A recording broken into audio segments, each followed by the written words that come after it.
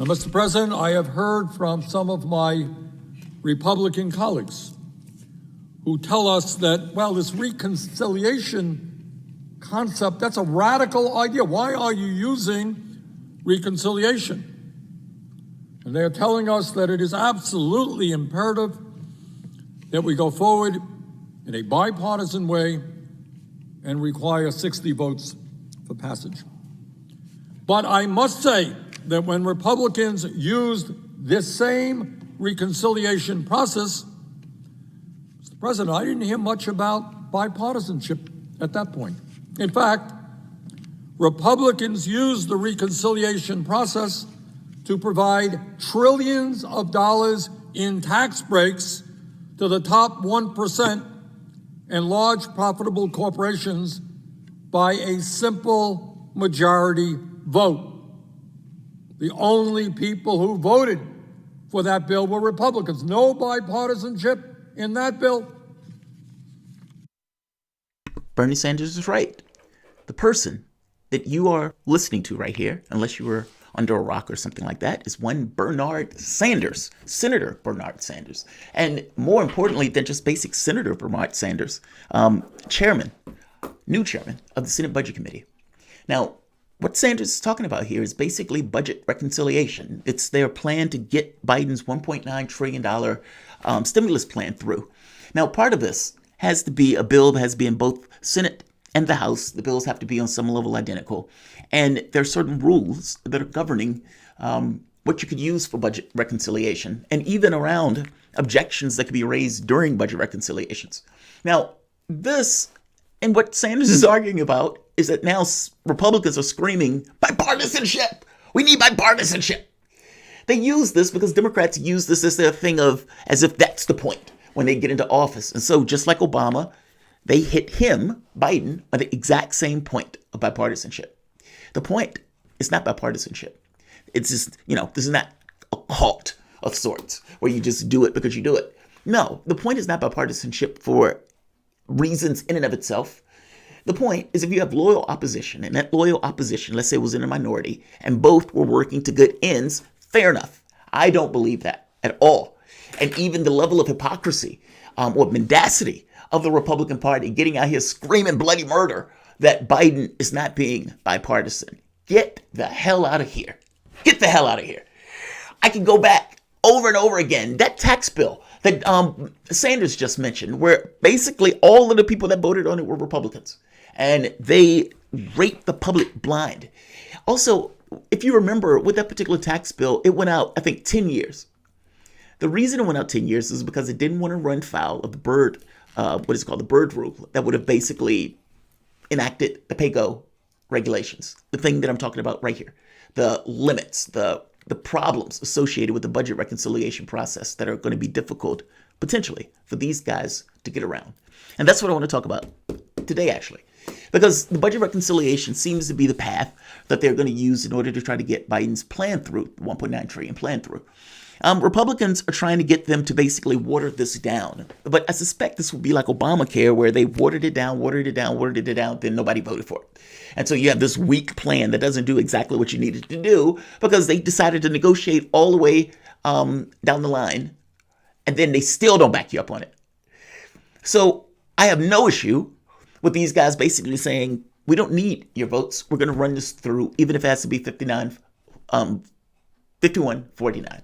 We're willing to do that. And budget reconciliation will basically allow them to do just that. Again, barring certain rules. The vehicle for this, two parts. One is the vehicle itself, meaning the committees come up with what needs to be in the bill, what it needs to be, how much it costs, those type of things. Basically the outline of what they want or what needs to be reconciled. And at that point, after which it's voted on and put into the, from everybody else, there's a certain amount of time for debate that is open-ended on the House, but in the Senate, for the most part, that's 20 hours. The House is funny because the House is like a dictatorship, depending upon the party that's in charge.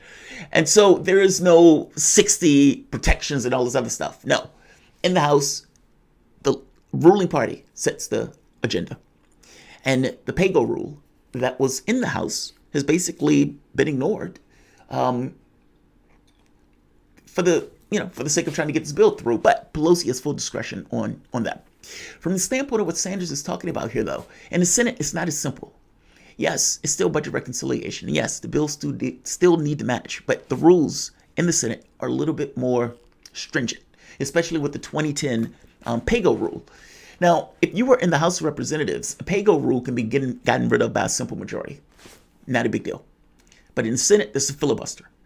And if you try to get rid of the PAYGO rule with a filibuster, if you try to get rid of the PAYGO rule, they may actually try to filibuster that.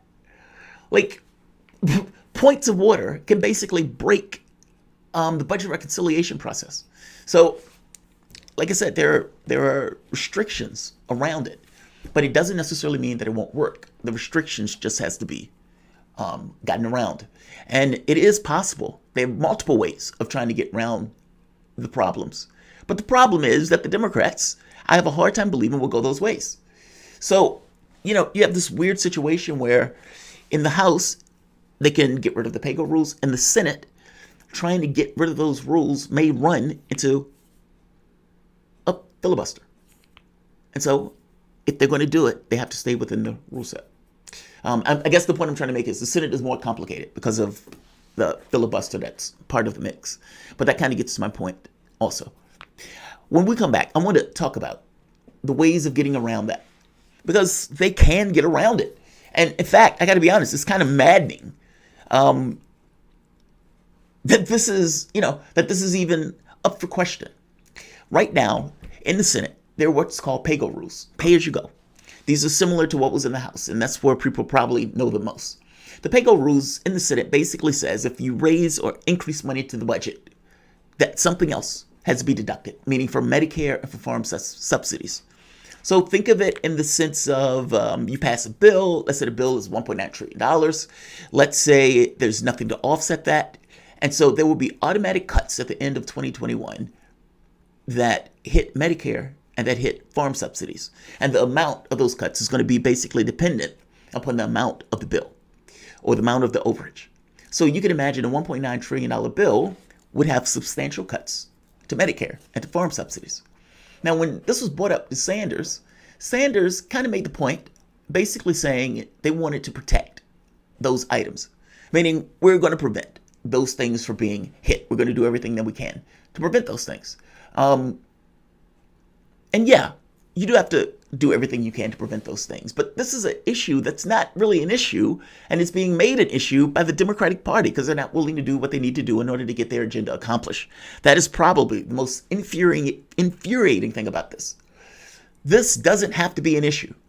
This is being made an issue by the likes of Manchin, made an issue by the likes of other Democrats that aren't willing to do what they need to do to represent the interests of the public, even if that means jostling or getting rid of the filibuster.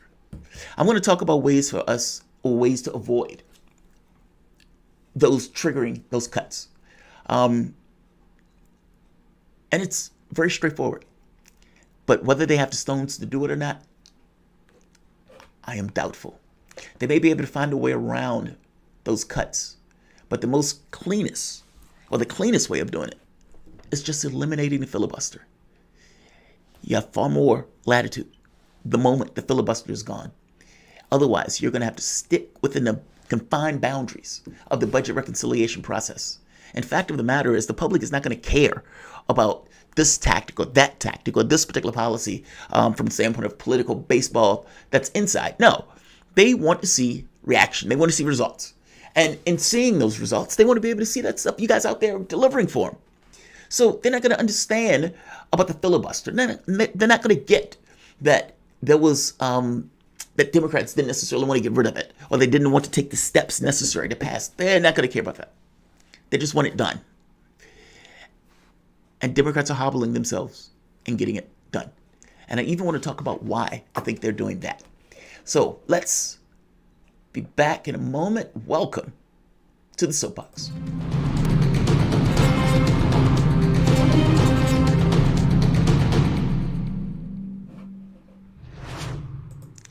My name is Jamarl Thomas. This is the Progressive Soapbox. Guys, if you dig this content, please like, share, and subscribe. You can always support this content through PayPal or Patreon. This content is brought to you by you, and I appreciate you the opportunity for allowing me to do it. PAYGO rules 2010 get put into place. If you're going to raise the deficit, you have to offset. And if you don't, there will be automatic offsets, automatic cuts to Medicare farm subsidies. And depending upon your bill, those things can be deep and those things can hurt. We don't want cuts to Medicare. So what are they going to do to defend it, and how do you defend it? So one, and the most basic, destroy the filibuster. Kill it dead. Stab it in the heart. Set it on fire. Pee on the flames. Circular. It is not done as well. And the ossification, this aspect of our country where it seems like there's no ability to get anything accomplished. And again, I keep making the point that it's not even a real defense. If the next person or the next Republican that takes power in the Senate can destroy the filibuster, leaving no defense to Democrats, I'm making the point that you should do it first. And when you do it first, you should go with this idea that we're going to pass America's agenda, period. The filibuster has served to basically prevent this country from doing anything of significance from the standpoint of policy. And you end up in just political fights that are entirely ossified with all sorts of intransigence, not being able to get anything done. It's not a competent government in the way the government works. The filibuster, and I got to be honest, is overrated. These guys continuously talk about it like it's some great tradition. It is not.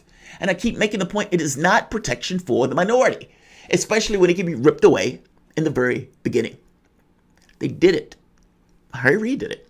Trump did it. But they did it to certain areas or certain regions, not necessarily the entirety of it. I'm saying get rid of it.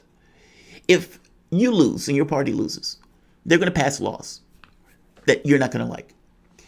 When your party retakes power, your party can pass laws that they're not going to like and get rid of the stuff that they did. I'm making the point that it's nothing to fear from a government that has the capacity to deliver on the things that it wants to deliver on, whether I like it or not. There's nothing wrong with that. It's something that you should want. It is the purpose of a government to be able to allocate resources to deal with the issues of the American public. And this has been used as an excuse. It's a fig leaf. It's a fig leaf that doesn't even necessarily need to exist right now. And yet, here it is. Nuke the filibuster. Get your agenda accomplished. My issue, and what I think, kind of goes back to what I was saying about the Senate. Do they really even want to win the Senate? Because if you get rid of the filibuster and you have a 51 vote majority in order to win it, just like you have in the House of Representatives, then from that standpoint, legislation will be able to get passed through simple majorities. I don't think they want that. I think they want that filibuster. I think they like that ossification.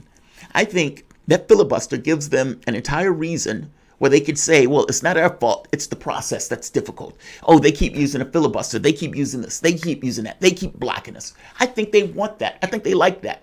Because the moment that you remove that filibuster and the public realizes it's just a 51 vote majority and you have that majority, then that public is now looking at you to get those things accomplished. And the excuse about the Republicans or the opposition doesn't apply. It is your party's fault entirely. And maybe, I suspect, that's not where they want to go. They would prefer that fig leaf being there where they can point to the Republicans and say it's not us, or that this ossification is not great, or that we can water down this particular policy because we had to negotiate with these guys in order to pass this bill. No, I think that's the issue. They like that level of intransigence because it allows the country to basically remain as it is. Destroy the filibuster, you can pass your agenda. Period. The other part has to do with raising taxes. Now, the PAYGO rules deal with offsets. And so it's like, all right, spending this much here, how much you spend on this side in order to kind of balance these equations. Well, if you are raising taxes to the degree that you need to balance it, well, the PAYGO rule doesn't apply. It becomes moot. Now, can you raise those taxes? Is the question. And would they even go for doing something like that? Meaning the Joe Manchins or the Blue Dogs in the various in Senate. So there's also the secondary aspect of that where the public is already hurting. You're putting a stimulus package together for the point of stimulus. So turning around and then raising taxes feels a little weird, unless those taxes are going to be targeted when you make them. So the same way that taxes for the rich gets prioritized under Obama and under Biden, or I'm sorry, not under Biden, under Donald Trump, you can also prioritize taxes in the best interests of your population. It doesn't have to be reflexively to the rich. You could have these taxes raised to offset the amount of money for this plan. For God's sake, the rich billionaires made trillions, nearly $500 billion, if not more. I think it was more than $1 trillion, just within the past, 6, 7, 8 months. And so, yeah, the people in your country, Republican and Democrat, want taxes raised on the wealthy. Here's your chance. It's a pandemic. Some people have done monstrously well. Others haven't. We need to pass a stimulus. Here are $2,000 checks. Raise taxes. Why not? No, you can't do it on the middle class and the poor. The point is that they may even get a tax cut. That would be another one of those ways of putting money into their pockets. But I'm making the point that increasing taxes on the wealthy is not only good policy, it's just morally right at this point. Ethically right. The other one is to declare an emergency. If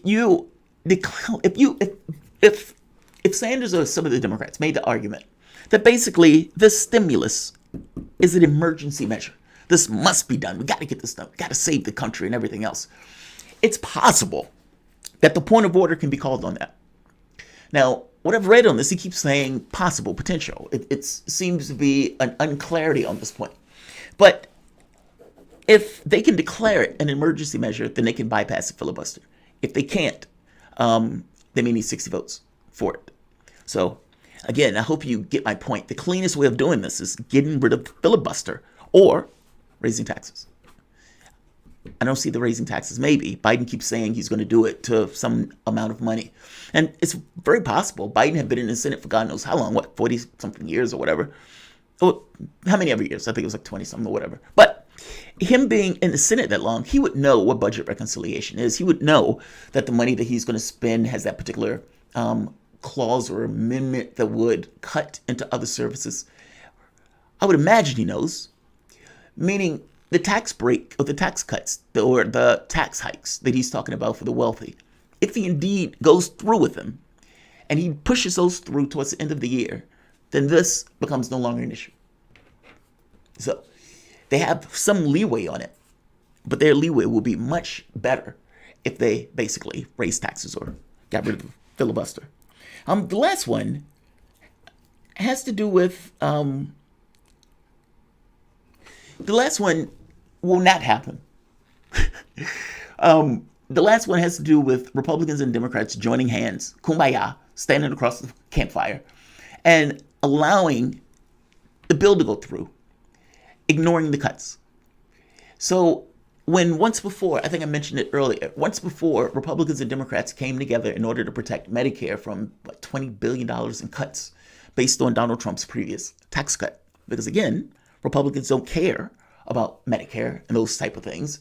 And so when they pass a grotesque tax bill that puts trillions of the debt, how do they cover it for Medicare? Well, they don't care about the Medicare part. So they will be willing to let that take a hit. Democrats were not. And so they joined with them in order to prevent the cuts. Republicans would do no such thing. I don't believe for a moment. And even going further than that, Joe Manchin is basically saying, I am not on board for getting rid of the filibuster, and I don't even think he was on board for $15 an hour minimum wage. So the things and the plans that Joe Biden is talking about, unless they can whip Manchin into shape, and unless he can get that organization, his team, to basically fall down in solidarity, they can't lose any votes. 51-49. No, I've said that wrong. 51-50. Kamala Harris making the tiebreaker vote at that point, meaning they can't lose any. They have to get all of their people on the same page, including Joe Manchin. Good luck. Good luck. Destroy the filibuster. Get rid of it. We don't need it. And more importantly, I understand people they have this kind of fear about that. They want something to try to slow down the wheels of government or whatever. But aren't they slow enough? Like, look at other countries and look at the way they do their parliament, the way they do their governments. When those governments don't have the capacity to work together, those governments collapse. And what I mean by that is they collapse into the point where the public can choose a government that can govern. And whether that's some kind of parliamentary system or whatever else, yeah, that needs to be more ideal. And what we have under normal circumstances, they would look at that and be like, God, man, how do you guys get anything done? We don't. Not in any real good terms. Getting rid of the filibuster would allow that. But like I said, I suspect part of them not wanting to do that, even though they may say, oh, we need minority rights and whatnot. But I, at the end of the day, think they want to use that on some level as an excuse for inaction. The other guys are stopping us. The filibuster is in our way. You make the point, well, hey, you could have always gotten rid of the filibuster. I'm uncomfortable with that. Great. All right, I'm going to end this here. I'm going to say like, I'm going to say share, I'm going to say subscribe. I have we have an interview that we're going to do a little bit later with a gentleman from Myanmar. So that should be interesting. That's going to be for Political Misfits, so you guys can get a front row early seat if you want. That's going to be at 2:30, I believe. But you may see me before then. So I'm going to say like, I'm going to say share, I'm going to say subscribe, I'm going to say make sure you hit the notification button. YouTube does weird things sometimes. So definitely like, share, subscribe.